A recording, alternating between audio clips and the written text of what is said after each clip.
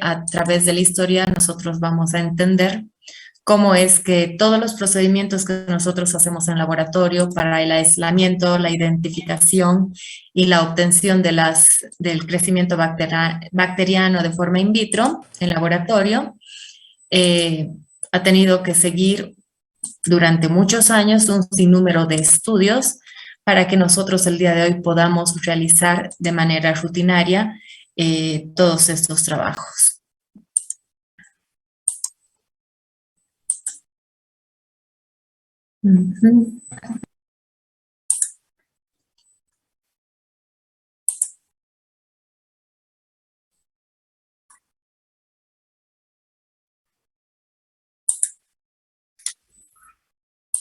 ¿Pueden ver la pantalla? ¿Se puede ver? Sí, doctora. Perfecto. Sí, doctora. Ya.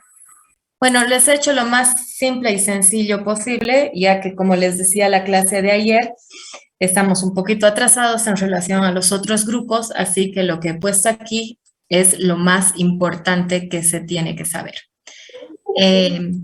Bueno, el primer tema, como les decía, es introducción a este tema, que es un gran tema, que es la microbiología.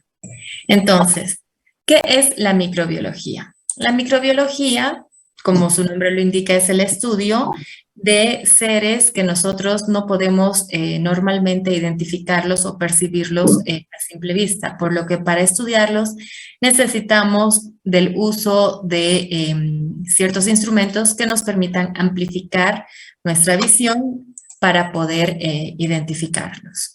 Son seres vivos muy pequeños, de ahí su nombre, microorganismos, y el estudio de la microbiología justamente es el objetivo de la microbiología justamente es poder estudiar a todos los microorganismos. Para empezar, vamos a hablar de la historia de la microbiología. Y la historia de la microbiología se puede clasificar en 4 grupos. No sé quién está con su micrófono encendido, por favor, apáguenlo.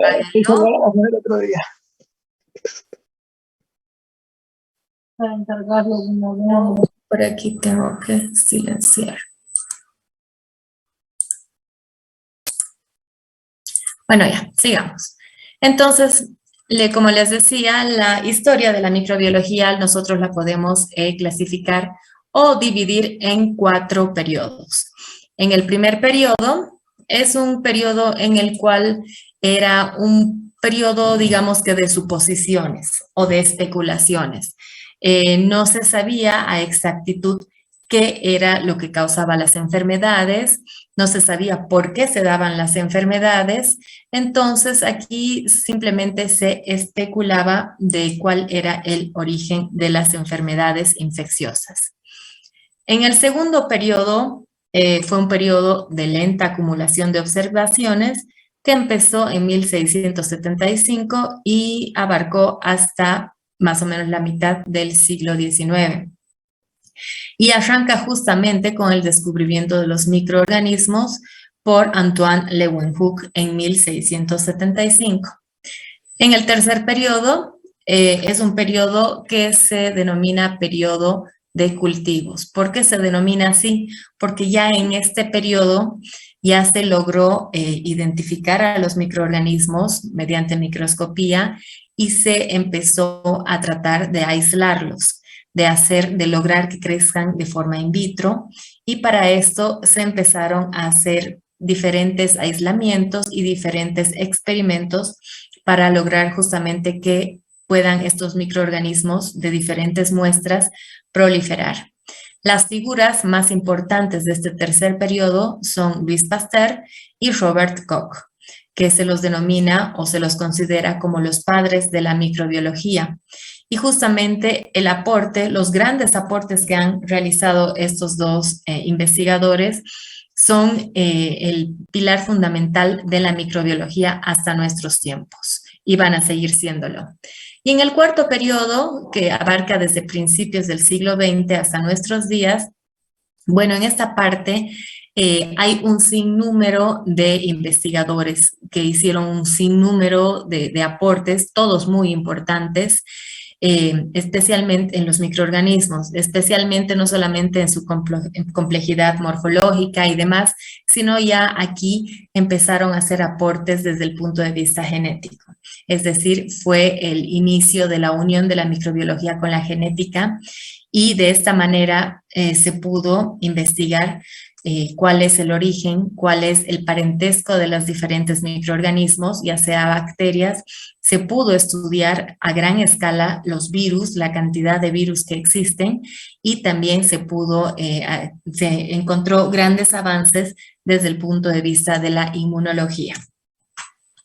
Entonces, vamos a ir primero al primer periodo. Como les decía, era un periodo especulativo en el cual simplemente se decía de que es posible de que las enfermedades que se daban en las personas en esa época y que muchas veces mataban a las personas, se debían a ciertas cosas, pero no lograban explicar de qué se trataba. Fue Lucrecio que explicó o habló por primera vez de unas semillas de enfermedad, que fue la primera vez que se habló de alguna situación o algún organismo que pudiese estar causando una enfermedad. Luego, en el Renacimiento europeo, Frascatorius hizo un aporte grande en su libro en el cual decía que las enfermedades contagiosas se deben a gérmenes vivos que pasan de diversas maneras de un individuo a otro. ¿Por qué llegó a esa conclusión? En esa época, en la época del Renacimiento, el continente europeo estaba plagado de sífilis y muchas personas no entendían cuál era el origen de la sífilis, no sabían de dónde había salido, simplemente trataban de curar los síntomas, pero no sabían el origen de la enfermedad. Entonces, aquí este investigador dijo que es ocasionada por gérmenes vivos y que se podían transmitir de un individuo a otro.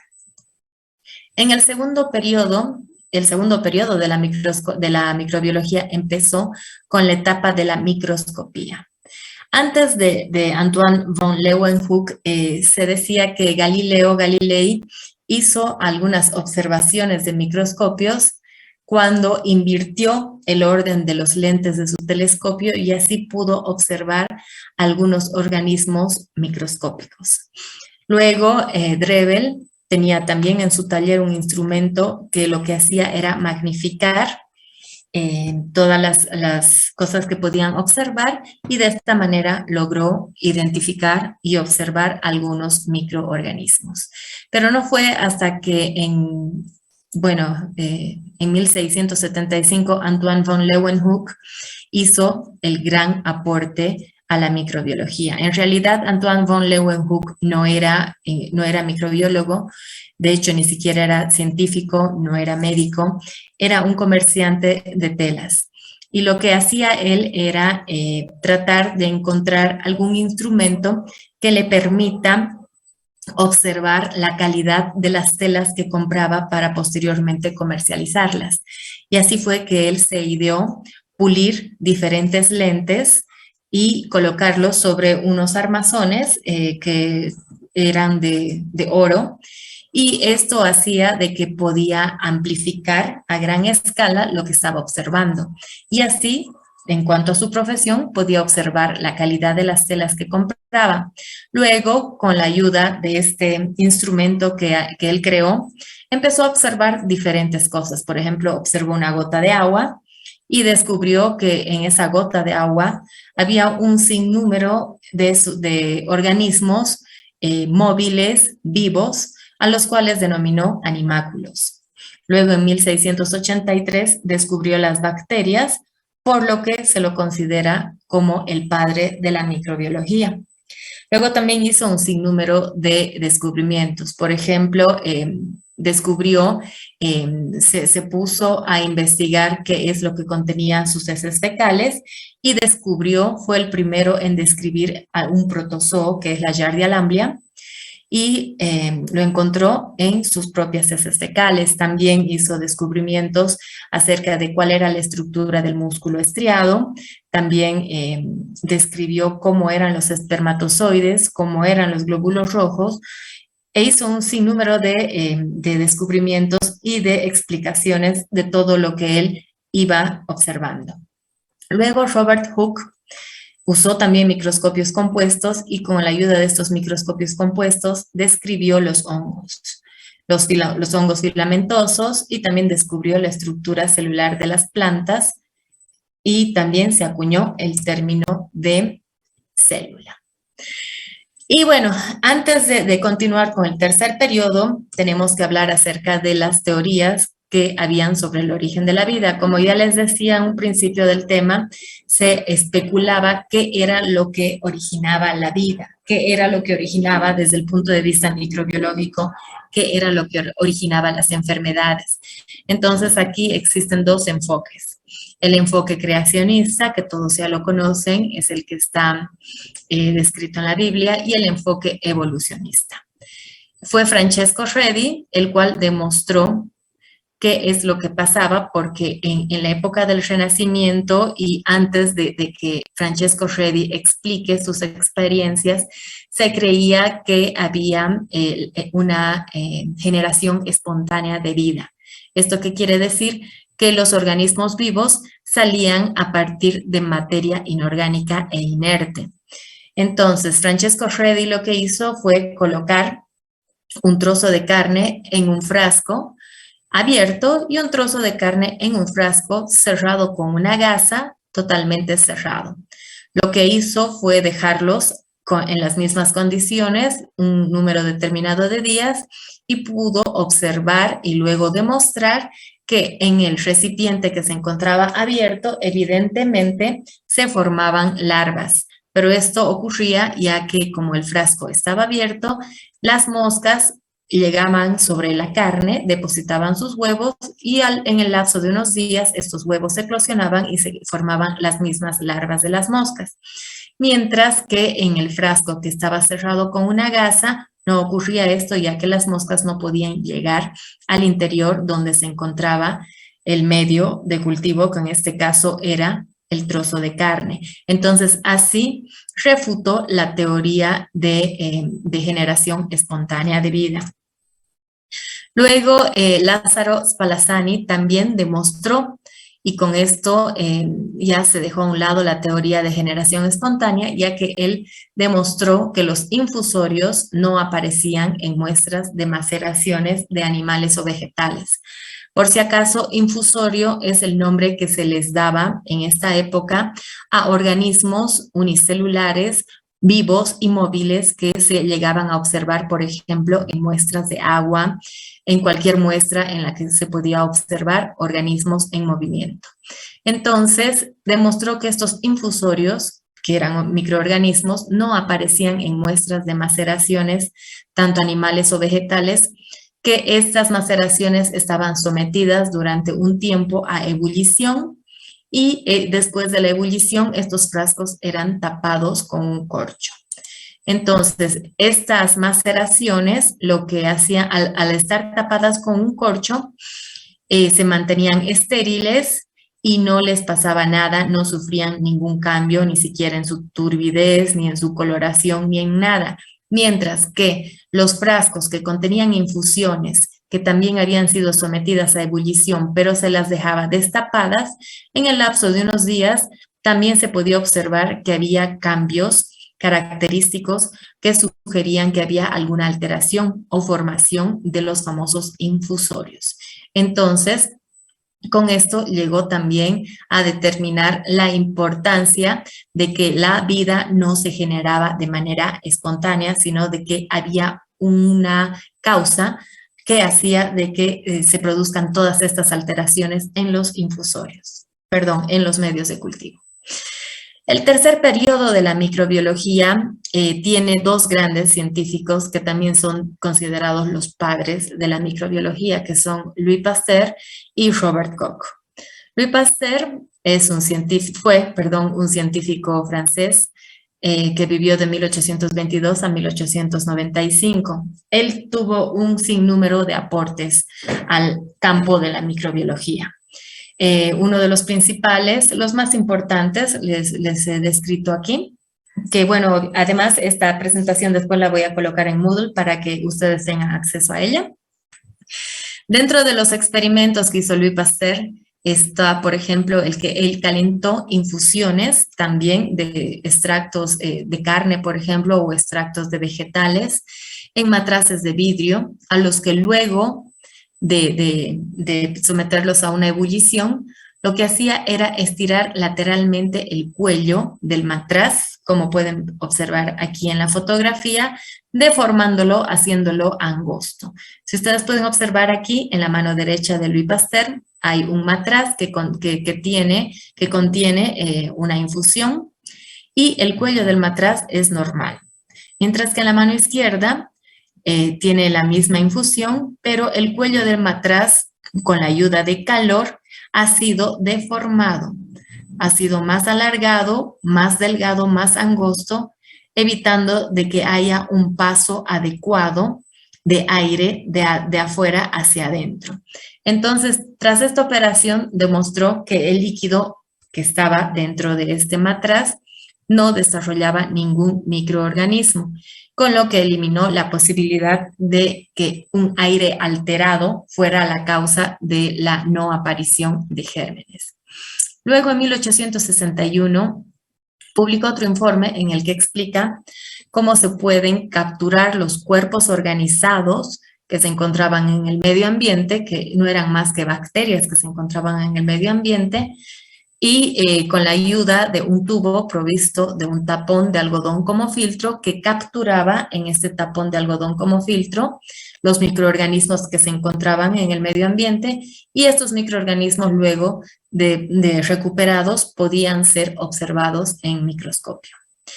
En 1857 también demostró que los agentes de la fermentación láctica eran microorganismos. Esto hizo porque se trasladó a una población que se llama Lille, en la cual hay destileras de trago, de bebidas alcohólicas. Entonces, estas destileras tenían un problema porque en sus cubas de destilación, en vez de producirse una fermentación alcohólica, de pronto empezó a producirse una fermentación láctica. Y eso alteraba completamente toda su producción y no sabían qué pasaba. Entonces fue Louis Pasteur el que demostró que los agentes, los causantes de la fermentación láctica era una clase de microorganismos que ahora en la actualidad se los conoce como lactobacilos. Luego también la escuela francesa, nucleada como el Instituto Pasteur, en ella se concentraron los estudios sobre procesos infectivos. Se demostraron toda la cadena infectiva. Cuál es el agente causal, qué tipo de enfermedad causa, cómo es transmitida, a veces de persona a persona, a veces a través de un vector. Y bueno, y además de eso, también en el Instituto Pasteur se lograron realizar vacunas. Todo a raíz de la primera vacuna antirrábica que se realizó en el Instituto Pasteur. Y en este momento se habla de una unión o de un parentesco de la microbiología como ciencia con la inmunología, porque aquí al desarrollar las vacunas estamos logrando establecer cuál es la inmunología que se da en el huésped después, primero, cuando se produce una enfermedad y segundo, cuando ese huésped es sometido a una vacunación. Eso vamos a ver en temas posteriores. Bueno, aquí nuevamente es un dibujito que también les mostré, que era lo que ya les expliqué hace rato, el matraz con la infusión, después de ser sometido a ebullición, si es que el matraz se mantiene de su forma habitual, después de un tiempo determinado, también se observa contaminación. Mientras que la solución dentro del matraz, después de ser sometida a ebullición, al matraz se le hace una deformidad en su cuello, en su pico, evitando así que el aire de afuera ingrese hacia adentro o sea, hay ingreso de aire, pero este es muchísimo menor. Entonces, esto después de un tiempo determinado no ocurre contaminación. Pero si este cuello del matraz se llega a romper, sí, después de un tiempo puede ocurrir la contaminación. Y bueno, aquí hay otro aporte grande que hasta el día de hoy se lo sigue utilizando y se lo va a seguir utilizando durante mucho tiempo, que es la pasteurización. La pasteurización es un procedimiento ideado por Louis Pasteur en el cual se lo aplica generalmente a alimentos, generalmente a productos lácteos, en el cual se reduce o se eliminan los microorganismos presentes en estos alimentos. No sé si alguno quizás quiera investigar un poco y quizás nos quiera explicar la próxima clase cuál es el mecanismo de la pasteurización, en qué consiste. Es un mecanismo bastante interesante y en este momento ustedes aquí pueden ver que la microbiología se emparenta con otra ciencia que es la microbiología industrial, porque la pasteurización es un procedimiento, que se lo utiliza en microbiología industrial. Bueno, también otras cosas que hizo Louis Pasteur, trabajó sobre los agentes de la fermentación butírica y esto también es un aporte muy importante, ya que Pasteur descubrió que existen microorganismos que pueden desarrollarse adecuadamente en ausencia del oxígeno y a ellos los denominó organismos anaeróbicos, mientras que hay otros microorganismos que pueden desarrollarse en presencia del oxígeno y a ellos los denominó microorganismos aeróbicos. Y nosotros hasta el día de hoy, para realizar algún aislamiento de microorganismos en laboratorio, hay algunos microorganismos que necesitan ambientes ricos en oxígeno, pero hay otros microorganismos que se desarrollan mejor y nosotros obtenemos una mejor proliferación y un mejor aislamiento en ambientes que tienen una mayor concentración de dióxido de carbono, porque son anaeróbicos o microaerófilos. Luego, otro médico que realizó bastantes estudios y bastantes aportes dentro de la microbiología fue Buchner, el cual a partir de levaduras obtuvo una preparación enzimática que la llamó Zimasa, y esto también es muy importante ya que él demostró que esta preparación enzimática era capaz de transformar, era capaz de producir una fermentación. Y este es también otro tema que es muy importante porque es a partir de este punto que la microbiología se une o se emparenta con la bioquímica metabólica, porque aquí nosotros estamos afirmando de que las bacterias o los microorganismos, en este caso las levaduras, son capaces de producir una fermentación, un proceso enzimático y por tanto ese proceso enzimático puede ser explicado tranquilamente y claramente a través de la bioquímica metabólica o llamada también bioquímica enzimática. Luego Brefeld logró aislar esporas de hongos y cultivarlas sobre medios sólidos en base de gelatina. Y aquí también es el inicio de los avances técnicos que empezaron a desarrollarse en paralelo. ¿Por qué empezaron a desarrollarse en paralelo? Porque todos estos estudiosos, en su afán de aprender de los microorganismos, empezaron a ver las formas de conocerlos mejor, de observarlos mejor, de tratar de aislarlos y de hacer que estos proliferen fuera del organismo al que estaban alterando. Entonces, por ejemplo, aislarlos y al lograr que crezcan de forma in vitro, como lo hacemos en laboratorio. Entonces, para eso necesitaban, por ejemplo, medios de cultivo. Y es aquí, al lograr aislar hongos y cultivarlos en un medio sólido a base de gelatina, que es el inicio de los cultivos, en este caso cultivos micológicos, que también fue el inicio de los cultivos bacterianos. El otro considerado como padre de la microbiología es Robert Koch. dentro de muchísimos estudios que hizo también Robert Koch, muchísimos aportes a la microbiología. Por ejemplo, él empezó empleando rodajas de papa como sustrato sólido sobre el cual sembraba las muestras que contenían los microorganismos y después de un tiempo determinado observaba que se podían desarrollar colonias macroscópicas de bacterias y estas colonias se las podía estudiar. Se podía observar cuál era el aspecto de estas colonias, cuál era el color de estas colonias, qué forma de crecimiento tenían, en qué tiempo crecían, después en cuánto tiempo dejaban de crecer y diferentes cosas. Luego también ideó el primer medio de cultivo sólido en base a infusión de carne en un medio sólido de gelatina. Y esto es muy importante, esto es lo que les decía a un principio de la clase. Nosotros ahora todo esto hacemos de forma rutinaria en laboratorio. Ustedes en sus prácticas de esta materia van a llegar a hacer cultivos, aislamientos y cultivos de bacterias. Pero en este momento, cuando todavía no se conocía qué es lo que pasaba con las bacterias, cómo se las podía estudiar mejor, realmente estos aportes que han tenido estos científicos fueron de gran utilidad y en su momento fueron una gran noticia.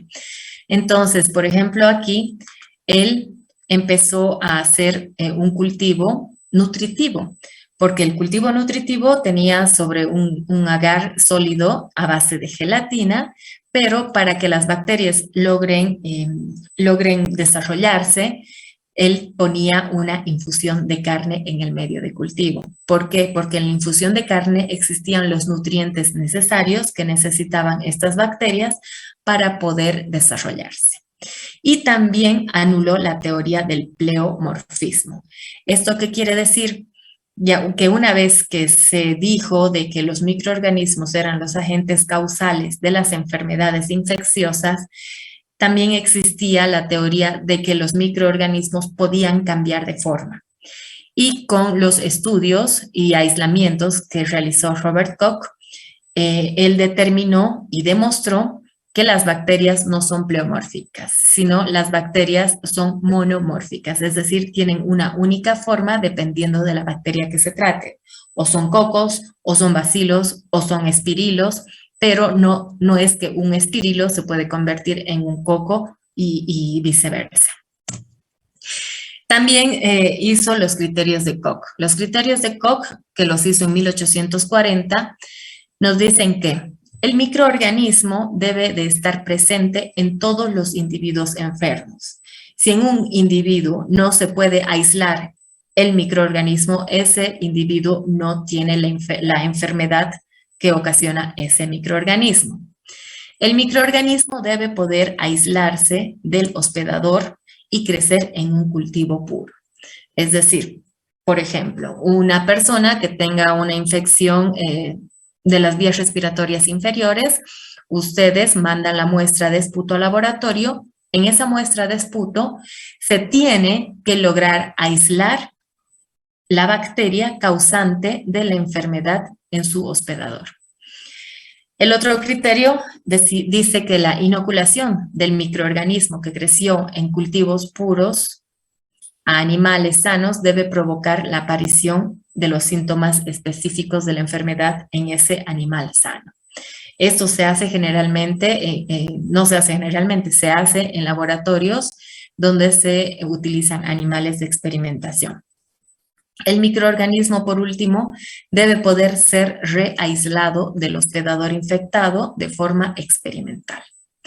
También fue Koch quien demostró el principio de la especificidad biológica del agente infeccioso. Esto quiere decir que cada enfermedad infecciosa específica está causada por un tipo de bacteria específico. Por ejemplo, la salmonelosis está causada por la salmonela.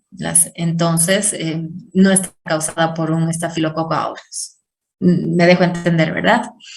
Estos trabajos de Koch abren definitivamente el campo de la microbiología médica basado en bases científicas.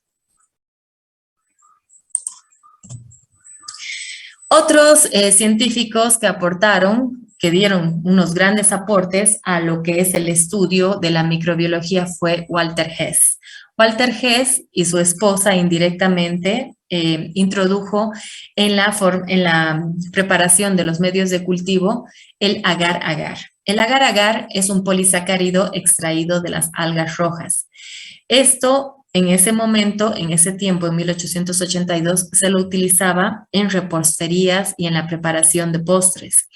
Pero Walter Hess observó que tenía una solidez mucho más firme que la gelatina común que normalmente se utilizaba hasta ese momento para realizar los medios de cultivo. Entonces empezó a incorporar el agar-agar en la elaboración de los medios de cultivo y observó que estos eran mucho más sólidos, más resistentes y encima de ellos se podía hacer una observación del crecimiento bacteriano muchísimo mejor que con la gelatina común. En 1887, Petri, que también era un ayudante que trabajaba con Robert Koch, también sustituyó las bandejas donde se realizaban los medios de cultivo. Las bandejas en la antigüedad eran bandejas muy amplias y tenían las tapas como unas campanas también de vidrio. Eran difíciles de manipular, difíciles de limpiar, difíciles de esterilizar. Entonces, Petri se ideó unas placas de cristal redondas, que una es más grande que la otra, pero entran y cierran herméticamente, y son las denominadas placas Petri o cajas Petri, que son las que utilizamos hasta el día de hoy, en las cuales nosotros colocamos nuestros medios de cultivo después de prepararlos y sobre los cuales nosotros hacemos el aislamiento de las bacterias que queremos estudiar. También se desarrollaron ciertas cosas. Se empezaron a adicionar y a quitar ciertos ingredientes de los diferentes medios de cultivo. Ya vamos a ver en los temas a continuación de la materia que existen diferentes medios de cultivo para diferentes bacterias. Hay bacterias que son fáciles de crecimiento. Hay otras bacterias que son fastidiosas para su crecimiento. Entonces, a estas bacterias fastidiosas se les tiene que dar ciertos nutrientes que necesitan, además de otras cosas. Entonces, estos nutrientes se los tiene que dar en el medio de cultivo. Y ese medio de cultivo que ahora nos llega de forma comercial y nosotros simplemente lo disolvemos, lo preparamos, lo esterilizamos y lo colocamos en cajas Petri, en este momento, en los inicios de la microbiología, eran recetas magistrales. Entonces ellos tenían que idearse, por ejemplo, aumentar agar-agar, quitar la gelatina, aumentar extracto de carne, la concentración de extracto de carne, otros medios de cultivo utilizaban albúmina de huevo y un sinnúmero de cosas, otros utilizaban extractos de levaduras, un sinnúmero de cosas para estudiar qué medio de cultivo era el mejor y el más favorecedor para el crecimiento de qué bacterias, porque como les digo, hay diferentes tipos de bacterias, cada una con requerimientos especiales y otras que tienen requerimientos normales. Y aquí fue donde Bejernich y Winogradsky fueron los que hicieron los primeros medios selectivos y de enriquecimiento. Y estos con la ayuda también o con la colaboración de Wurtz, que él introdujo también los indicadores de pH, hicieron los medios de cultivo selectivos. Estos medios de cultivo selectivos tienen dentro de su composición ciertos colorantes y ciertos marcadores de pH que lo que hacen es que nosotros podamos evidenciar, después de sembrar nuestras bacterias, podamos evidenciar las características metabólicas de estas bacterias. Por ejemplo, hay medios de cultivo en los cuales nosotros podemos identificar bacterias que son capaces de fermentar la lactosa, obteniendo su energía a partir de este azúcar, de bacterias que son capaces de no utilizar la lactosa como fuente de energía. Hay otros medios de cultivo, por ejemplo, el medio de cultivo de urea, que nos permite observar que hay bacterias que son capaces de obtener energía a partir de la urea.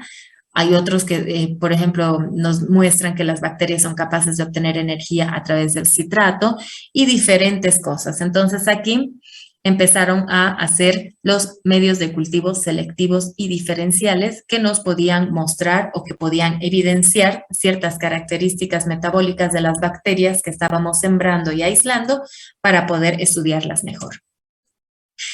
Bueno, dentro de los avances de la industria óptica, también en paralelo se dieron a cabo, por ejemplo, la compañía vidriera de Scott se unió o se fusionó con AB y Zeiss y realizaron el primer microscopio compuesto. Este microscopio compuesto era muy importante porque además de tener perfeccionados los lentes y la distancia entre lente y los diferentes lentes dentro de un mismo aparato, que es un microscopio compuesto, también estudiaron cómo se podía utilizar de mejor manera la luz.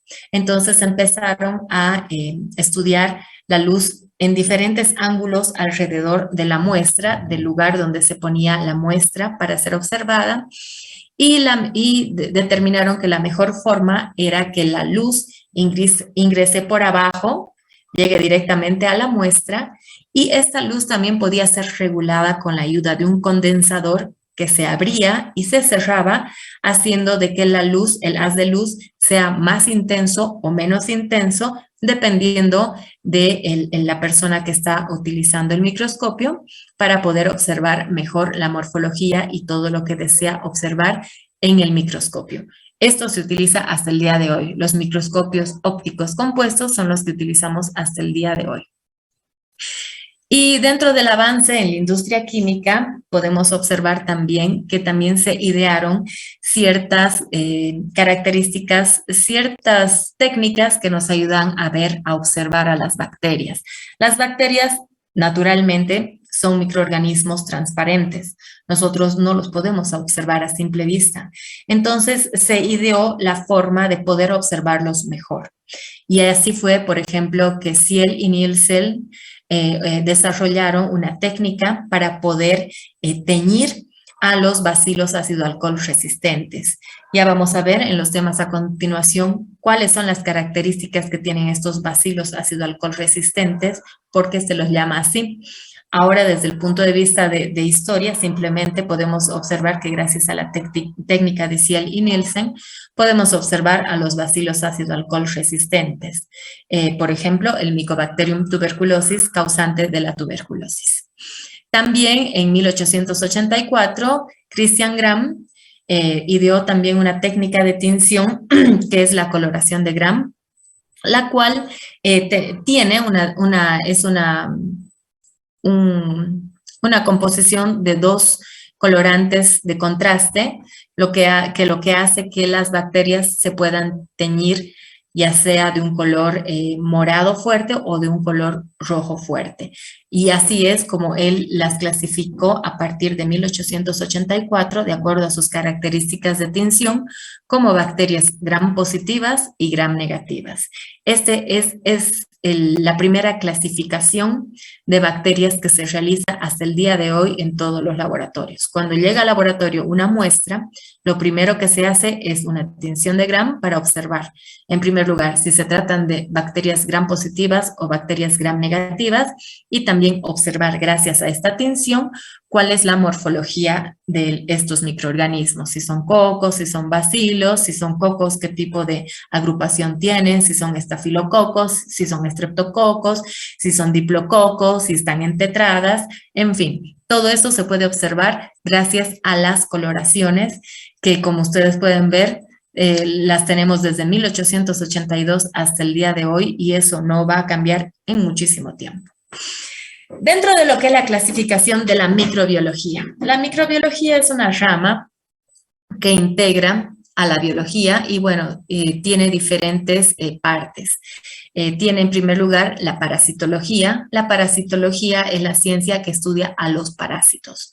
Los parásitos comprenden los protozoos, los helmintos y los artrópodos que, como su nombre lo indica, están parasitando a un huésped. La bacteriología se dedica a estudiar las bacterias y las enfermedades que generan. Tal es así que también la micología se dedica a estudiar a los hongos y las enfermedades que generan. Y la virología estudia a los virus, cómo son los virus, cómo se los clasifica, cómo es su composición. Hay algunos virus que son DNA virus, otros que son RNA virus, cuáles son sus composiciones y qué enfermedades producen. Dentro de lo que es la clasificación de los microorganismos, tenemos que hablar acerca de la taxonomía. La taxonomía es una ciencia que nos ayuda a clasificar, a hacer una clasificación. Es una ciencia que nos ayuda a hacer una clasificación biológica. Todos los seres vivos están clasificados taxonómicamente y dentro de la microbiología, todos los microorganismos también están clasificados taxonómicamente. La taxonomía comprende una clasificación, que es la estructuración de los organismos en grupos o taxones en función de semejanzas mutuas o del parentesco evolutivo que éstas presenten. La nomenclatura, que se ocupa de la asignación de nombres o grupos taxonómicos de conformidad con normas publicadas, y la identificación, que establece que un organismo determinado pertenece a un taxón reconocido. Por ejemplo, nosotros queremos clasificar, ordenar un grupo de bacterias X. Entonces nosotros decimos las vamos a ordenar o clasificar en 5 grupos. Entonces aquí ya estamos clasificando. Estos grupos van a ser el grupo A, el grupo B, el grupo C, el grupo D y el grupo E. Estamos nombrando. Dentro de estos grupos vamos a clasificar las bacterias. ¿Cómo las vamos a clasificar? Vamos a clasificarlas por su morfología parecida, por sus características tintoriales, parecidas, por su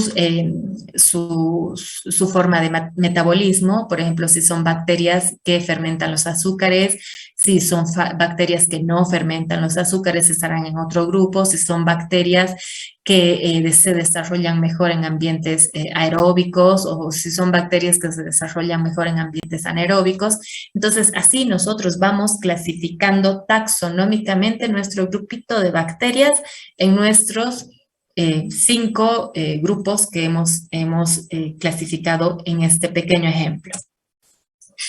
Bueno, la taxonomía microbiana tiene su origen, bueno, en realidad Carl von Linneo empezó a realizar un sistema de nomenclatura binominal.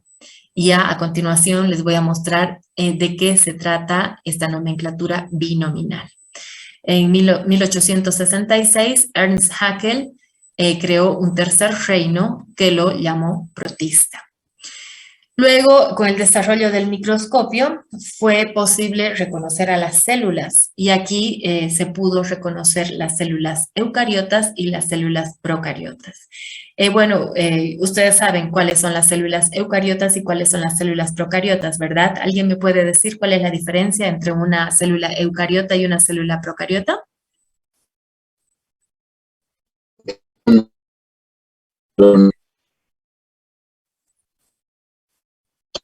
¿Sí?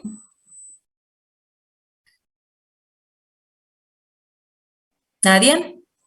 Bueno, sus organelas de la procariota están esparcidas por todo lo que es, o sea, no tiene su membrana nuclear, mientras que la eucariota. Exactamente. Entonces, la célula eucariota, como dice su compañera Araceli, es, como su nombre lo indica, eucariota, una célula verdadera, en la cual nosotros podemos realmente diferenciar los diferentes organelos que conforman a la célula. Mientras que las células procariotas tienen sus organelos dispersos en todo el protoplasma. Bueno, entonces con el desarrollo del microscopio fue posible el reconocimiento de las células y la diferenciación de células procariotas y eucariotas. Entonces aquí hubo un problema en cuanto a la taxonomía, porque no se sabía en qué lugar se podría poner a las bacterias o si se las tendría que poner en un reino separado. Entonces fue que Murray propuso darle el nombre a un reino aparte, Procaryotae. En 1969, Whittaker propuso un sistema de clasificación de 5 reinos, que son el reino Monera, que incluye a todos los microorganismos procariotas, el reino protista, que incluye a todos los microorganismos eucariotas unicelulares, y ocasionalmente multicelulares, el reino fungi, reino que incluye a los hongos en sus diversas formas, el reino plantae, que corresponde al reino vegetal, y el reino animalia, que corresponde al reino animal. Pero resulta que en 1978, Carl Weiss, con el uso de biología molecular, dio un paso más. Entonces, ¿qué hizo aquí? Quiso elevar por encima a un nivel por encima de reino, ya que él se basaba en las características biológicas y genéticas de los microorganismos para hacer su clasificación taxonómica. Entonces, aquí él dividió en bacteria, que es un reino que corresponde a los procariotas unicelulares, cuya pared celular contiene peptidoglucano; arquea, que son procariotas unicelulares, cuya pared celular no contiene peptidoglucano; y eucaria, que son todos los eucariotas. Entonces, ustedes pueden ver aquí los tres reinos. Dos de ellos son procariotas y uno es eucariota. Los virus no son asignados a ningún reino, ya que ellos son microorganismos acelulares. Aquí pueden ver el árbol filogenético de la vida con sus tres dominios: el dominio bacteria, el dominio arcae y el dominio eucariota. Bueno, aquí esto, como les digo, es un resumen de todo lo que les acabo de decir, que es la taxonomía, cuáles son sus tres partes, para qué sirve, cuáles son los métodos los actuales para hacer una clasificación taxonómica de los microorganismos. Esto lo van a tener en Moodle mañana. Entonces, es para que vean, es como un resumen de todo lo que es la taxonomía. Y los enfoques de la taxonomía. Tenemos el enfoque clásico, en el cual la unidad taxonómica de la microbiología viene a ser la cepa o clon. ¿Qué es una cepa?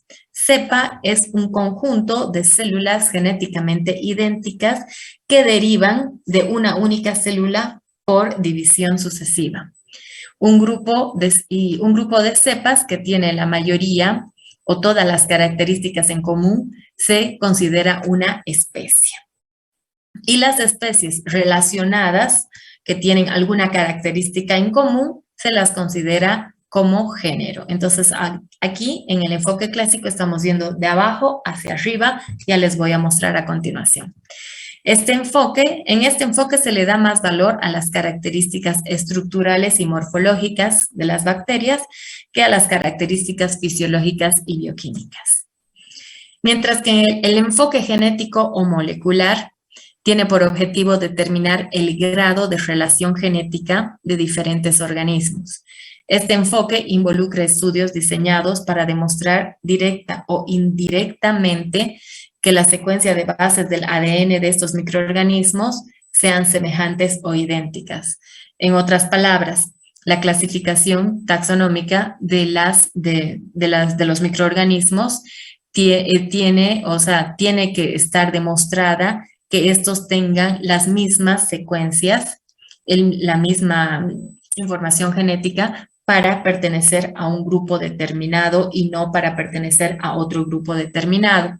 Estas secuencias de bases de ADN se realizan por diferentes metodologías y esto ya corresponde a biología molecular, que la podemos ver un poco en otro capítulo, pero aquí simplemente la vamos a nombrar. Estas secuencias de ADN se las puede hacer investigando la composición de bases del ADN o del ARN ribosómico de los microorganismos en estudio, por hibridación y homología de ácidos nucleicos, por homología entre proteínas, es decir, aquí se estudian las proteínas que tiene, por ejemplo, el microorganismo A y el microorganismo M.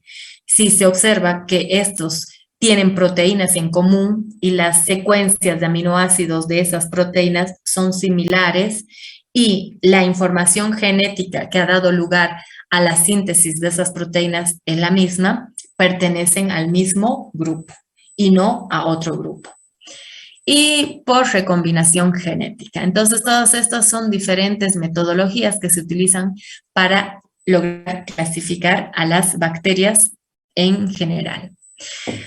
Por último, la nomenclatura. La nomenclatura que se utiliza para nombrar a las bacterias es una nomenclatura que está constituida por dos palabras. La primera palabra es una palabra que generalmente es en latín o es una palabra latinizada que se escribe con la primera letra en mayúscula y que identifica el género de la bacteria. Y usualmente esta palabra proviene del nombre del investigador que ha observado por primera vez a la bacteria y le ha dado su nombre para que se quede como un sello característico.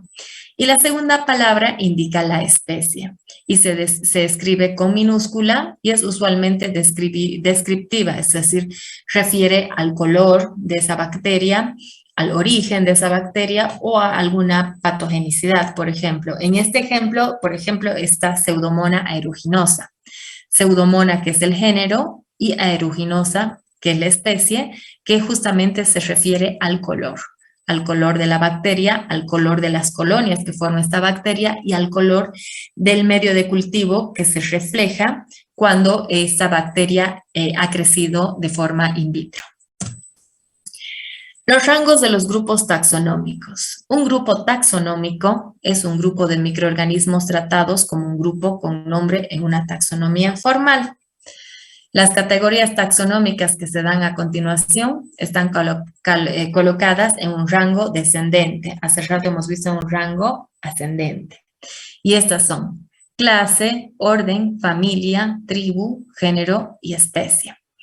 Por ejemplo, se utilizan sufijos para nombrar al género, al microorganismo en su género, y para nombrarlo de arriba para abajo, de abajo para arriba, y ver, por ejemplo, siguiendo con el ejemplo de Pseudomonas, tenemos que el género que vamos a ver ahora es Pseudomonas. Pseudomonas pertenece al orden Pseudomonadales, o sea, a Pseudomonas se le adiciona el sufijo ales. A la familia Pseudomonaceae, que se aumenta el sufijo aceae. A la tribu Eae, Pseudomonadeae. Género Pseudomonas y especie Pseudomonas aeruginosa. Aquí les he puesto otros ejemplos de clasificaciones taxonómicas de algunas bacterias para que más o menos vean cómo es la clasificación taxonómica. Reino Monera o bacteria, filo Proteobacterias, clase Proteobacterias gamma, orden Enterobacteriales, familia Enterobacteriaceae, género Escherichia, especie Escherichia coli. Son las famosas enterobacterias, que las vamos a ver muchísimo durante esta materia. Por ejemplo, si queremos ver la clasificación taxonómica de un Staphylococcus aureus o un estafilococo dorado. El Staphylococcus aureus pertenece al reino Bacteria, al filo Firmicutes, a la clase Bacilli, orden Bacillales, familia Staphylococcaceae, género Staphylococcus y especie Staphylococcus aureus. Por ejemplo, el Treponema pallidum, que es el agente causal de la sífilis, su clasificación taxonómica es reino Bacteria, filo Spirocheta, clase Spirochaetes, orden Spirochetales, familia Spirochetaceae, género Treponema y especie Treponema pallidum. Y por último, como les digo, el nombre de la bacteria siempre es binominal, nombre binominal, o como comúnmente le decimos, el nombre y apellido de la bacteria, en este caso, Treponema pallidum. Pasando a los hongos, por último, ya son las últimas diapositivas, porque, estamos muy bien de tiempo. Bueno, pasando a lo que son los hongos. La clasificación de los hongos se las hace generalmente de acuerdo a sus características morfológicas, no así a sus características fenotípicas y genotípicas como ocurren con las bacterias. Los hongos, para ser clasificados, son mucho más sencillos, digámoslo así. Nosotros tenemos que estudiarlos microscópicamente y estudiar también sus características en cultivos de hongos y ver, por ejemplo, cómo son las colonias que se forman cuáles son su aspecto, sus características, su color. Y después en el microscopio nosotros podemos observar a los hongos cómo son ellos morfológicamente hablando. Entonces nosotros para hacer una clasificación de los hongos tenemos que ver la morfología de sus hifas, presencia o ausencia de septos, si estos hongos tienen o no tienen ramificaciones, si tienen esporas, qué tipo de esporas tienen. Y bueno, cuando hacemos los cultivos de los hongos, tenemos que ver qué características tienen las colonias de los hongos. Si son algodonosas, si son filamentosas, si son grandes, si son pequeñas, qué olor tienen, cómo es su crecimiento, en cuánto tiempo ha sido el crecimiento. Estas son características macroscópicas que se tienen que observar. Y bueno, aquí está la clasificación en general de los hongos. Los hongos se dividen en 4 grandes grupos y de acuerdo a lo que nosotros observamos en el microscopio se pueden ver a qué grupo pertenecen los hongos que nosotros estamos observando y tratando de identificar. Por ejemplo, si nosotros observamos una muestra al microscopio y observamos que las esporas asexuales se encuentran en las puntas o en los lados de las hifas. Las esporas sexuales son ascosporas y el micelio exceptado decimos que son hongos que pertenecen a los ascomicetos. Ejemplo de ascomicetos son el penicillium, aspergillium y levaduras. Este cuadrito es un cuadro muy simple. Hay otros cuadros que son un poco más complicados, no más complicados, sino más completos, en los cuales nosotros podemos observar, por ejemplo, las características de los cultivos, como son las colonias de los hongos cuando nosotros realizamos el cultivo micológico. Voy a tratar de conseguir esta tablita y les voy a mostrar después. Y por último, la clasificación de los virus. Los virus se clasifican de acuerdo a qué huésped van a atacar, digamos. Hay virus animales, hay virus de plantas y también hay virus de bacterias, que son los famosos bacteriófagos, que ya vamos a hablar en temas a continuación. ¿Qué son las características que tienen que tener los virus para clasificarlos? Tienen que tener características primarias, que son, por ejemplo, la organización de su cápside, forma y tamaño de la partícula viral, número de capsómeros, presencia o ausencia de cubierta lipídica, simetría de la nucleocápside. También podemos observar la estructura del ácido nucleico, cómo es el ácido nucleico, si es DNA o es RNA, el tipo de ácido nucleico, número de cadenas que nosotros podemos observar, peso molecular del ácido nucleico y el número aproximado de genes.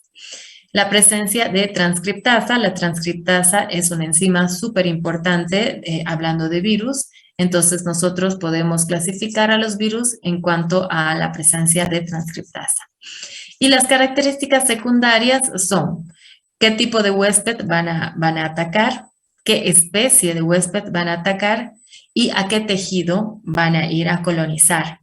Su modo de transmisión también es muy importante, cuál va a ser la puerta de entrada al organismo al cual van a ir a atacar y también las características inmunológicas. Dentro de las características inmunológicas, no sé, se puede observar desde la puerta de entrada cómo va a ser la presentación del antígeno, es decir, del virus ante el sistema inmunológico del huésped y toda la parte de inmunología también la vamos a ver en el capítulo de inmunología.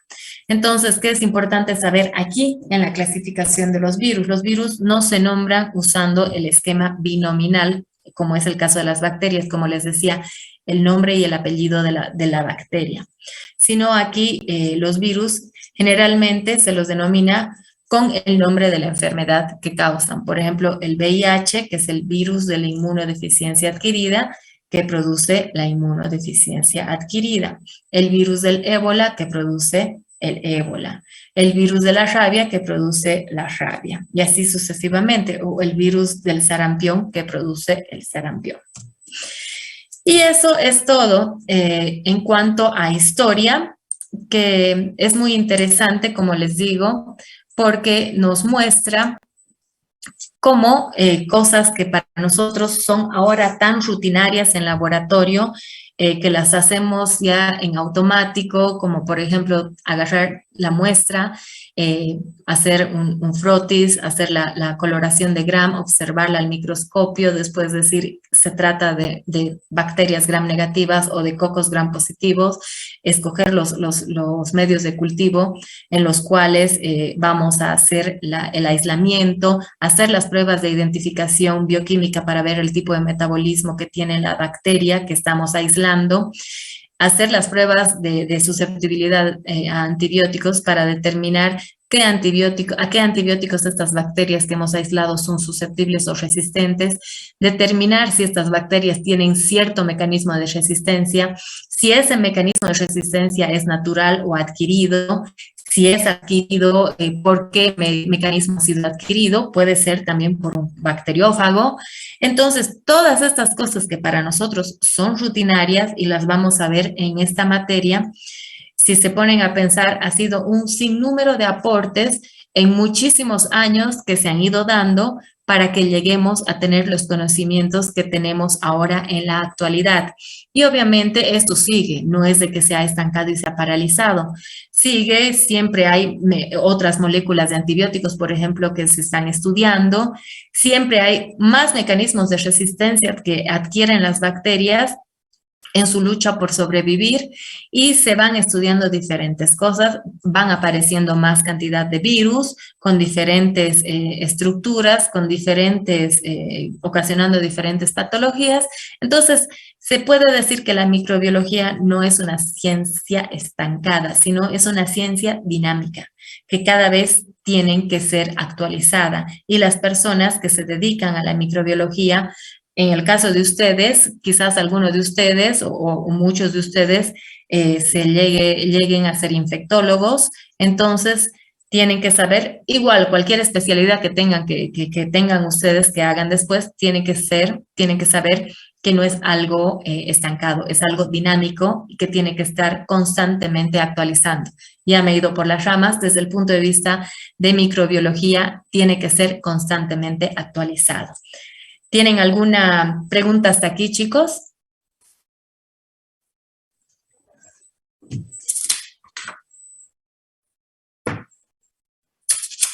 ¿No tienen preguntas? Perfecto. Entonces,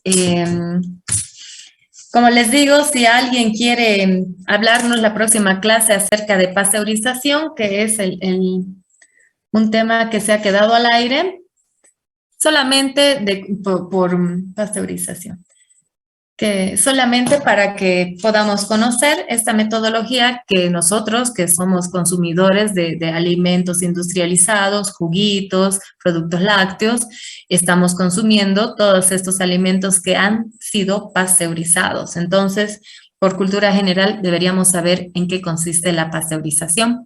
Si alguien quiere hacerlo, en el inicio de la clase que tengamos el martes, puede decirnos a grandes rasgos en qué consiste antes de que continuemos con nuestra clase.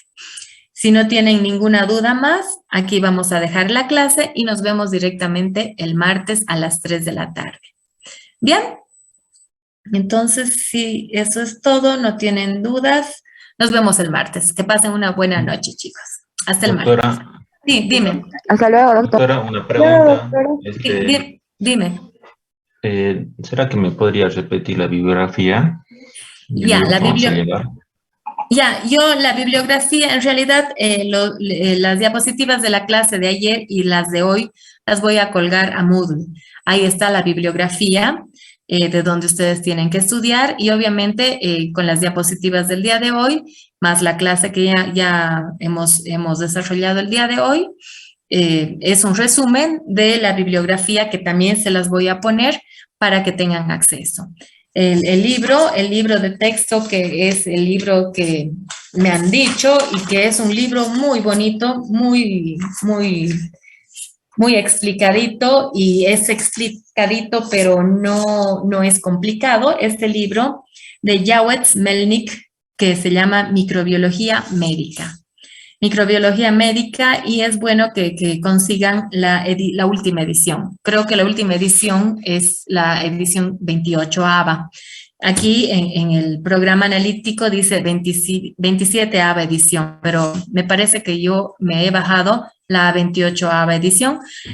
Hay descargas gratuitas y ese libro es el libro básico para toda la materia que vamos a tener. También van a ver en referencias bibliográficas que hay otras también, otros libros a los que ustedes pueden tener acceso para estudiar. ¿Está bien? Doctora, una cosita más, disculpen, no sé si habrá dicho, no escuché. ¿La Sí. siguiente clase ya será presencial?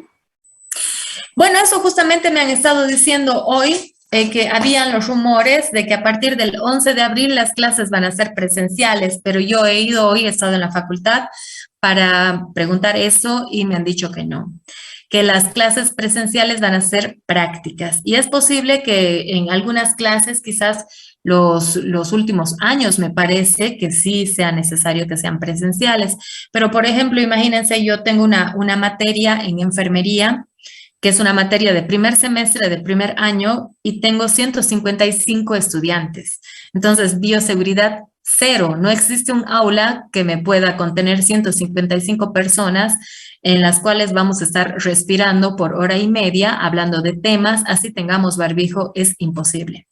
Entonces, he averiguado y me han dicho que no, que todavía las clases teóricas no van a ser presenciales.